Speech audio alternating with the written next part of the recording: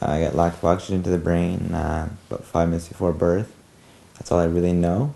I may be on my second life, I really don't know, but that's as much as I know and as much as my parents know. It's CP is a interesting thing to have because you can always have a little bit of this, a little bit of that. I may not be able to speak.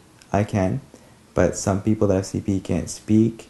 As you notice, I've got one good arm, and this arm's not as good. That is not really a rare occurrence. It's normal. The other thing is that some people, they can speak, they can walk, they can jump. They might be able to do it slower, but they can do it. I'm confined to a chair. So it's an interesting thing to have. You have multiple ways of having CP. I started with photography, and not knowing what I was going to get or to go to college, I was thinking, what am I going to do? What am I going to do? So I had the discussion over the phone with mom and dad. This is about the 50th discussion that I've had with the same question, what are you going to do? I looked over at my little digital camera and I said, photography. That's it. I'm going to do that. And that's how I decided. And from there I took the photography degree. And I didn't mind it, but I had some problems with the studio that we used. We have big 600-watt light bulbs, four of them, and being in a chair, it's hard to reach up and monitor the lights and make sure the model doesn't move. And so photography really wasn't my thing. I really wasn't 100% into it. So I went down the hall, just next door, and took graphic arts. It's a second degree. That was not as challenging physically, but again, it was time consuming. So you really had to stay on the ball, but it was fun. I kind of landed in the right part of the college with the right people, and it kind of just got to be a good experience. I think down the line I've always made, and same thing with high school, if your diploma comes in 4 years, 2 years, 1 year, as long as you get it when you're supposed to get it, that was the biggest thing for me.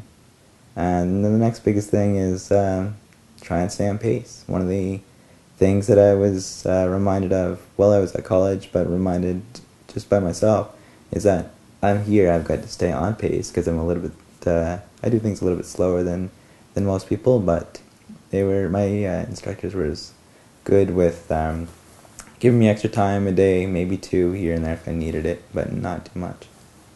Usually I was able to finish things on time. The reason why I was successful is, again, my teachers. They were good with giving me just more time to do my work, and I had good people around me. Classmates were good. I got a bunch of little helpers that they were willing to do pretty much anything that I really needed them to do. So I think multiply that. That's where my success came from. Not to give up, not to hang your head down too low, and look at things as in baby steps. One of my things that I did, and I realized that the reason, not really the downfall, but the reason why it took me so long, is I looked at things in leaps and giant steps, and things that I looked at, being independent in an apartment when I was, 16 years old, and that was great when I was going to be 18, and that's where I was going to be because that's what I wanted to do.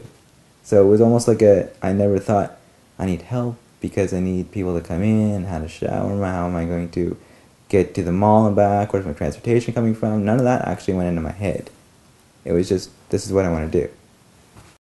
Just, go with what you think is right. Try to pick a program that you're going to enjoy. And hopefully, you'll do great in it. And don't be shy to say if you need extra time or if you need a little bit of help doing this or that. Depending on what you need help with, don't be shy to ask, because you'd be surprised how many people will step up to the plate if they're asked. Otherwise, they're not going to because they don't know that you need help with it. Look at things, again, in small steps and break it down into things that are easier to reach in a few months' time, but, set yourself, I want to be somewhere in 2 years' time, and if you put your mind to it, you can do it. I'm currently looking at taking a trip to Spain with my mother. in 2011. So that's going to be a little bit of a challenge. I don't think Spain has the accessibility that Fredericton has, but I've overcome barriers with travel and this and that. Anything you want to do, the money, the whatever it is, it's out there. It's going to take some fight. It's going to take some lots of phone calls, lots of frustration, time. But if you get through those little obstacles, at the end is a great result.